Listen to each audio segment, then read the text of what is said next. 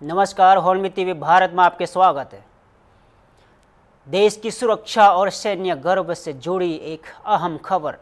रक्षा मंत्री राजनाथ सिंह ने शुक्रवार को 1965 भारत पाक युद्ध के वीर सैनिक के साथ संवाद किया और उनके बलिदान व पराक्रम को नमन किया। इस दौरान उन्होंने प्रधानमंत्री नरेंद्र मोदी द्वारा किए गए ऑपरेशन सिंदूर की सराहना करते हुए कहा कि ये सांस्कृतिक और सामरिक दोनों ही दृष्टि से बेहद अहम पहल है।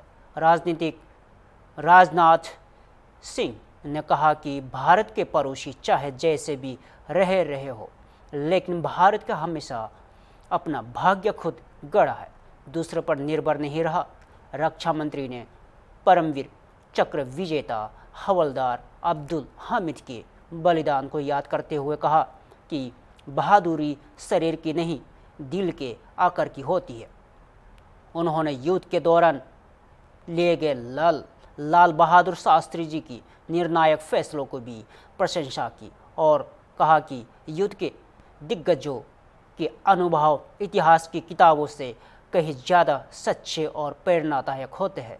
राजनाथ सिंह ने भावुक अंदाज में कहा कि देश का आत्मसम्मान ही वह भावना है जो हमारे सैनिकों को अपना सब कुछ त्यागने के लिए प्रेरित करती है। हम सब जानते हैं कि आजादी के बाद से ही एक राष्ट्र के रूप में भारत अपने पड़ोसियों के मामले में उतना भाग्यशाली नहीं रहा है, आज भी भाग्यशाली नहीं है। हमेशा हमारे समक्ष किसी न किसी तरह की चुनौतियां आई हैं, लेकिन हम भारतवासियों की यह विशेषता है, हम इन चुनौतियों को प्रारब्ध मानकर नहीं बैठ गए। हमने मेहनत की और अपने प्रारब्ध का निर्णय, अपने भाग्य का निर्णय, अपनी नीयत का निर्माण हमने खुद किया। साथियों, किसी भी राष्ट्र का वास्तविक भाग्य उनके खेतों में, उनके कारखानों में, प्रयोगशालाओं में और रणभूमि में बहाए गए पसीने से बनता है। हमारे नागरिकों ने अब यह सिद्ध कर दिया है, भारत अपना भाग्य किसी और के भरोसे नहीं छोड़ता, भारत अपना भाग्य खुद गढ़ता है। इसका एक उदाहरण हमें ऑपरेशन सिंदूर के दौरान भी देखने को मिला है। पहलगाम की उस विभत्स घटना को हम भूले नहीं हैं और जब भी वह घटना हमें याद आती है तो दिल भारी भी होता है और मन आक्रोश से भर भी उठता है। वहां जो हुआ उसने हम सबको झकझोर दिया, लेकिन वह घटना हमारे मनोबल को तोड़ नहीं पाई। हमारे प्रधानमंत्री जी ने यह संकल्प लिया, इस बार आतंकवादियों को ऐसा सबक सिखाया जाएगा जिसकी उन्होंने कभी कल्पना भी नहीं की होगी। और ऑपरेशन सिंदूर में हमने ये लॉन्च किया और दुश्मनों को यह दिखा दिया कि हमारा प्रतिकार कितना मजबूत होता है, कितना ताकतवर होता है। और हमारी पूरी टीम ने जिस कोऑर्डिनेशन और करेज से काम लिया, उसे साबित कर दिया कि जीत अब हमारे लिए कोई एक्सेप्शन नहीं रही है, जीत हमारी आदत बन चुकी है और यह आदत हमेशा बरकरार हमको रखनी होगी। It is about the size of the heart.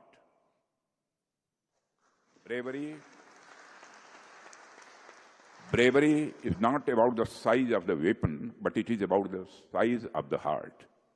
वह पल हर भारतीय के सीने को गर्व से चौड़ा कर देता है।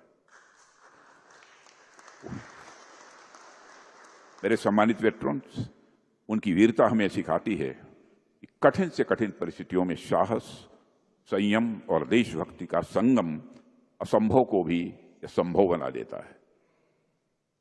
जब हम आप सभी सैनिकों के अदम्य शौर्य और बलिदान की यहाँ पर खड़े होकर चर्चा कर रहे हैं, तो हमें उस दौर की एक पॉलिटिकल विल और नेतृत्व को भी मैं भूलना नहीं चाहता।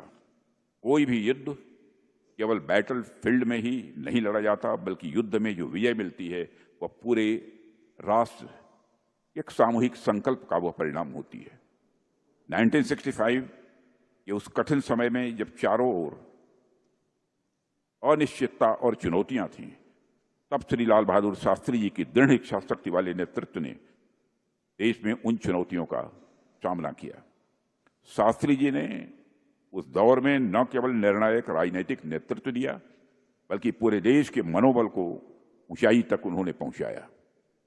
उन्होंने एक ऐसा नारा दिया जो आज भी हमारे हृदय में गूंजता है, जय जवान जय किसान। और इस एक नारे में हमारे वीर सैनिकों के सम्मान के साथ साथ हमारे अन्नदाताओं का गौरव भी इसमें शामिल था। बुलंदशहर से जहां कॉलेज स्टूडेंट्स के बीच फिल्मी अंदाज में खूनी संघर्ष हुआ है, ये घटना बुलंदशहर कोतवाली सिटी क्षेत्र के मुस्लिम इंटर कॉलेज की है, जहां प्लेग्राउंड में दो छात्र गुटों के बीच जबरदस्त भिड़ंत हुई।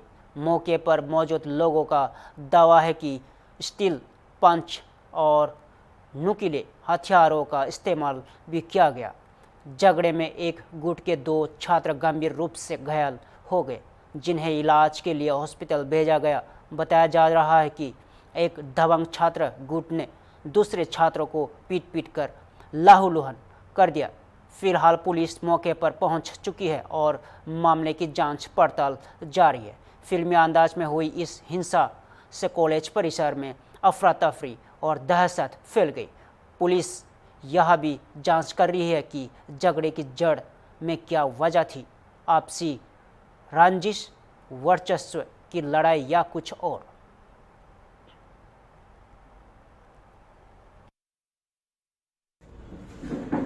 घूमिए घूम चुप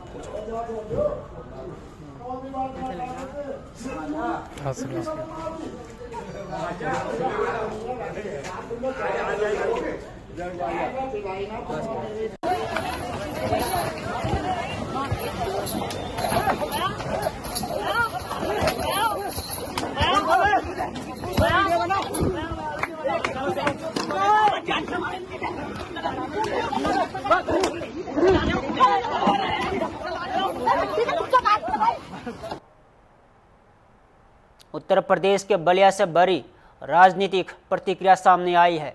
उत्तर प्रदेश सरकार के परिवहन मंत्री दयाशंकर सिंह ने कांग्रेस नेता राहुल गांधी पर सीधा हमला बोला। मीडिया से बातचीत में उन्होंने कहा कि राहुल गांधी कांग्रेस की उस विरासत को खत्म कर रहे हैं जो दशकों पुरानी है। दयाशंकर सिंह ने कहा कि कांग्रेस अब क्षेत्रीय पार्टियों की बिछलुगु बनकर रह गई। उन्होंने तांच कसते हुए कहा कि राहुल गांधी अपनी हार की जिम्मेदारी खुद लेने के बजाय चुनाव आयोग जैसे संवैधानिक संस्थानों पर बेबुनियाद आरोप लगा रहे हैं। इतना ही नहीं, उन्होंने यह भी कहा कि राहुल गांधी पर जब एफआईआर हुई है वो कोर्ट में जाकर माफ़ी मांग लेते हैं और फिर बाहर आकर वही बयानबाजी दोहराते हैं। चलिए आपको सुनवाते हैं दयाशंकर सिंह का पूरा बयान।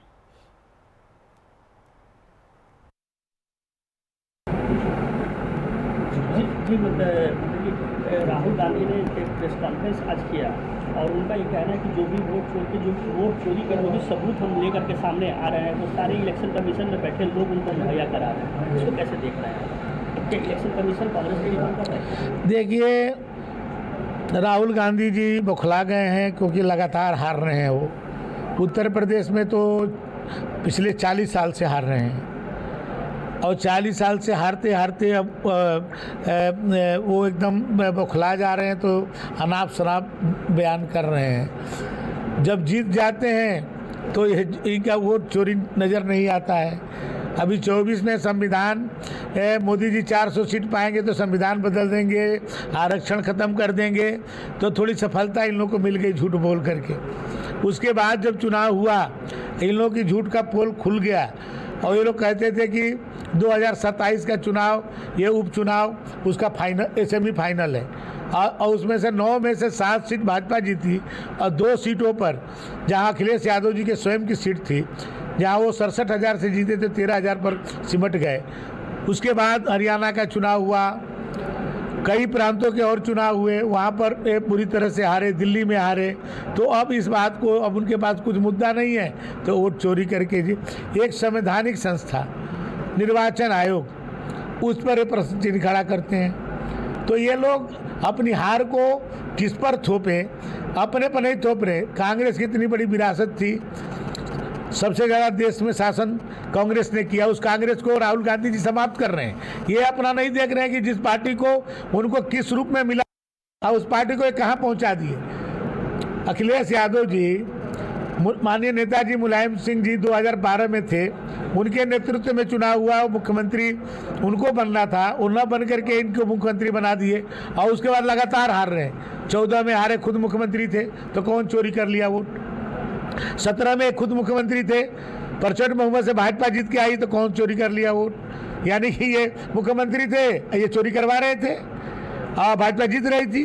तो ये तो केवल अपने हार को मैंने खींच को मिटाने के लिए ऐसा ही लोग बोल रहे हैं। तो इलेक्शन कमीशन के ऊपर जिस तरह से आरोप लगा रहे हैं, क्या लगता है कि उनके ऊपर कोई एफआईआर, इलेक्शन कमीशन को एफआईआर करनी चाहिए इनके ऊपर? कई एफआईआर इन लोग के ऊपर होती है, कई बार माफ़ी मांगते हैं कोर्ट में जाके। आप तो देखते हैं कि एक थोड़ी हुआ, कई बार हुआ है कि जाके कोर्ट में जाते हैं तो माफ़ी मांग लेते हैं और इस तरह से मैंने बयानबाजी करते हैं। तो जिस तरह से अखिलेश यादव भी आरोप लगा रहे हैं कि कह रहे हैं कि जिस तरह से उनके कार्यालय पर बुलडोजर अगर चला तो उनकी जब सरकार बनेगी तो वो वही बुलडोजर ढूंढ के लाएंगे और जो इन लोगों ने जो ज़मीनें जो कब्जा की है, जो स्मारकें कब्जा की है, उस पर बुलडोजर चलवाएंगे। देखिए, इसीलिए ये मुंगेरी लाल के हसीन सपना कभी पूरा नहीं होने वाला है, क्योंकि प्रदेश की जनता जान गई है कि ये जब सत्ता में आएंगे तो फिर से गुंडा राज कायम कर देंगे, फिर से आतंक हो जाएगा, फिर से अपराधी जेल से बाहर आकर के पुलिस को घसीटते हुए ले जाएंगे। जैसे लखनऊ में पुलिस उपाधीक्षक को समाजवादी पार्टी के गुंडे घसीट रहे थे, पुलिस ऑफिस के सामने से पुलिस उपाधीक्षक घसीटा जाता हो, अब पुलिस मौन हो, जेल में से सीधे डीजीपी। उत्तर प्रदेश के विकास खंड बेहता के मुख्य विकास अधिकारी प्रेरणाता ऐश्वर्या ने आज अचानक निरीक्षण किया।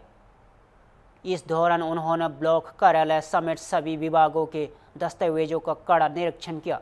फाइलों के रख रखाव की स्थिति देखकर प्रेरणाता ऐश्वर्या भड़क उठी और कर्मचारियों को फटकार लगाई। साथ ही उन्होंने ग्राम पंचायत सुमेरदी में बिना विकास कार्य किए धनराशि निकासी की शिकायत पर मौके पर जाकर पूरी जांच पड़ताल की। उन्होंने ग्रामीणों से भी विकास कार्यों से मिली अनियमितताओं को लेकर प्रतिक्रिया ली, लेकिन निरीक्षण के दौरान सीडीओ ने मीडिया के सामने बोलने से इनकार कर दिया। यह कार्रवाई जनपद के विकास खंड बेहता में विकास कार्यों की पारदर्शिता और जवाबदेही सुनिश्चित करने के लिए उठाया गया कदम है।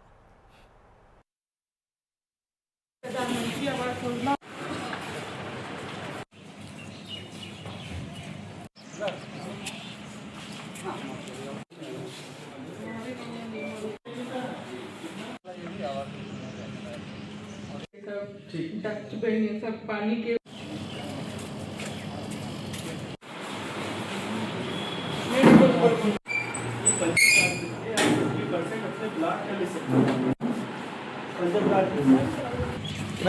इधर प्रेरणा देश की रक्षा क्षमताओं और आत्मनिर्भरता को लेकर आज एक अहम बयान सामने आया है। Chief of defence staff general Anil Chauhan ने शुक्रवार को इनस्टेटेक 2025 कार्यक्रम में भारत को रक्षा क्षेत्र में पूरी तरह आत्मनिर्भर बनाने का आह्वान किया।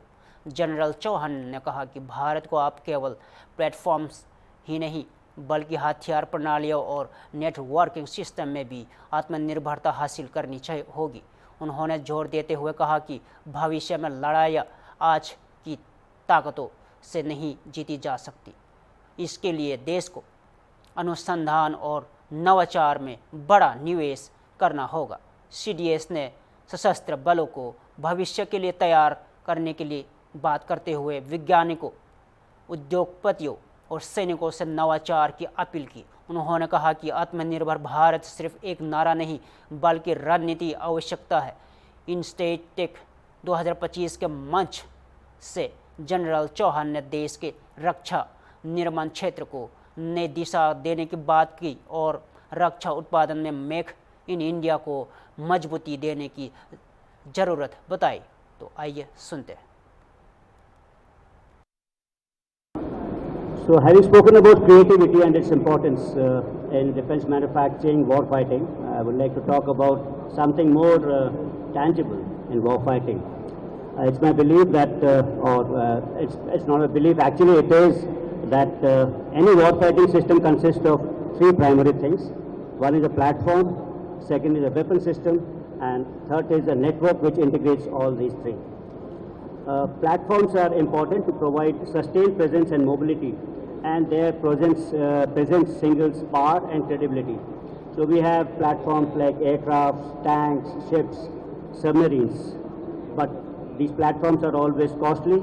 They require extensive R&D and incur high cost of maintenance.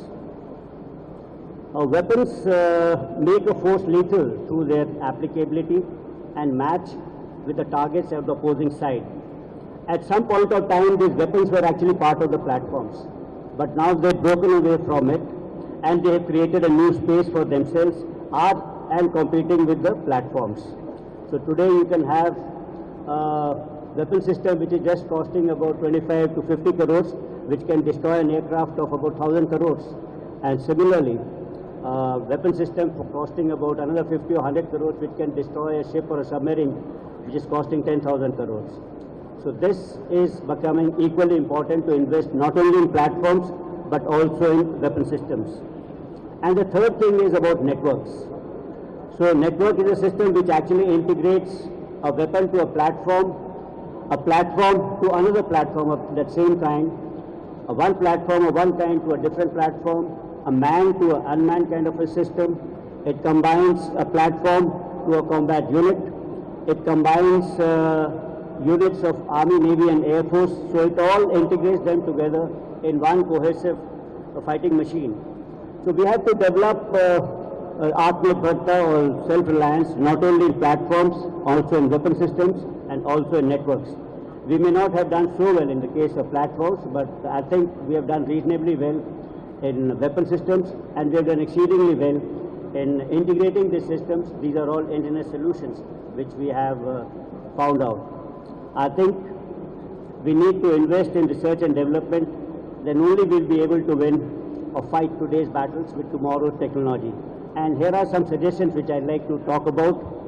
First is about strategic selection of projects based on threat perception and capability gaps, which will be paramount. In this regard, armed forces will have to take a lead. We also need to review the number of projects on which DRDO ongoing research and development is going on in the context of seeing their applicability in today's modern warfare. Some of these projects they have started 10-15 years back. Whether they're still applicable or not, we need to have a look at this. Defense diplomacy will need to be harnessed to bolster joint purchase and transfer of technology for complex projects and niche technologies. Uttar Pradesh के सीतापुर जिले में तेंदुए का आतंक सामने आया है।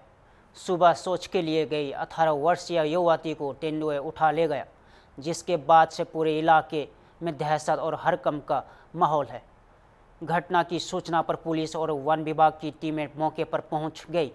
ये दर्दनाक घटना मछेरे हटा विकास खंड के एक गांव की है, जहां प्रेमा नाम की महिला अपनी दो बेटियों कामिनी और दामिनी के साथ सुबह करीब 5 बजे सोच के लिए गन्ने के खेत की ओर गई थी। इसी दौरान 18 वर्षीय कामिनी पर अचानक तेंदुए ने हमला कर दिया और उससे खींचकर जंगल की ओर ले गया। परिवार के शोर मचाने पर ग्रामीण मौके पर पहुंचे और थोड़ी ही देर में हजारों लोगों की भीड़ जमा हो गई। सूचना पाकर थाना प्रभारी प्रभात गुप्ता, रेंजर्स सिकंदर सिंह, वन दरोगा अनिल यादव और अन्य अधिकारी जंगल में कमांडिंग ऑपरेशन चला रहे हैं। अब तक युवती का कोई पता नहीं चल सका, लेकिन मौके पर तेंदुए के पग चिन्ह मिले, जिससे आशंका और गहरा गई। फिलहाल वन विभाग और पुलिस की संयुक्त टीम युवती की तलाश में जुटी हुई है और गांव में सुरक्षा को लेकर अलर्ट जारी किया गया है।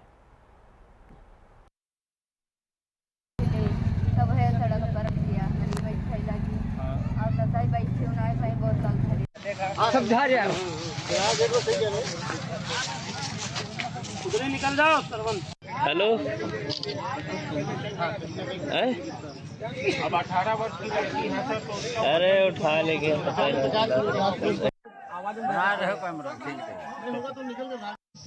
ये हमने बताया ना, तो बड़ा कुत्ता भी हो सकता है, सियार भी हो सकता है, शुगर के ना, शुगर के तो पूरी होती है। इतना बड़ा थोड़ा कुत्ता नहीं, टाइगर अगर होता उसका बहुत बड़ा बनता। यहाँ टाइगर कुछ नहीं, उसका बड़ा बनता भाई आज तक हो सकता है। यहाँ टाइगर इतना बड़ा कहाँ कुत्ता था आज तक की साला।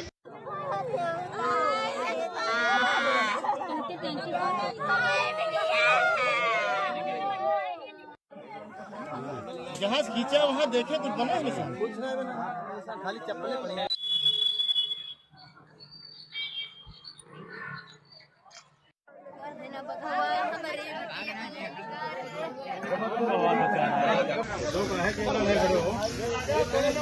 आ जाओ अंदर आओ भैया, सब लोग आ जाओ। वीडियो रिकॉर्डिंग करियो, घुसियो ना, सब लोग आओ, यहाँ तक मूवी पढ़ लो।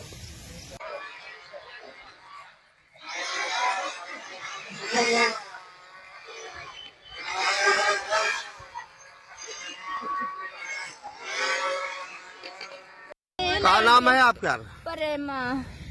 कैसे क्या हुआ?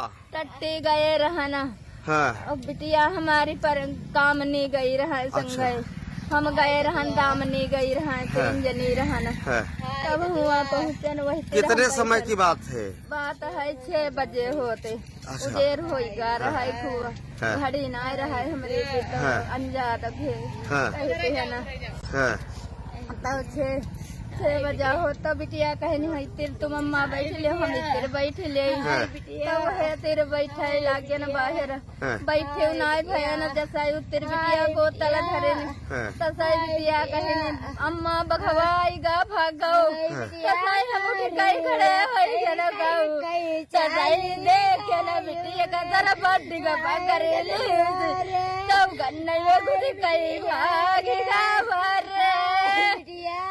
घर कहाँ पर तुम्हारा? घर कहाँ पर?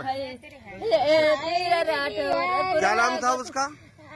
कामनी ना। क्या उम्र थी उसकी? 18 साल की रहा है, शादी तय रहा है। आपका क्या नाम था? हमार प्रेमा ना। शादी तय थी उसकी? हाँ भय गोद हम भरित देवी।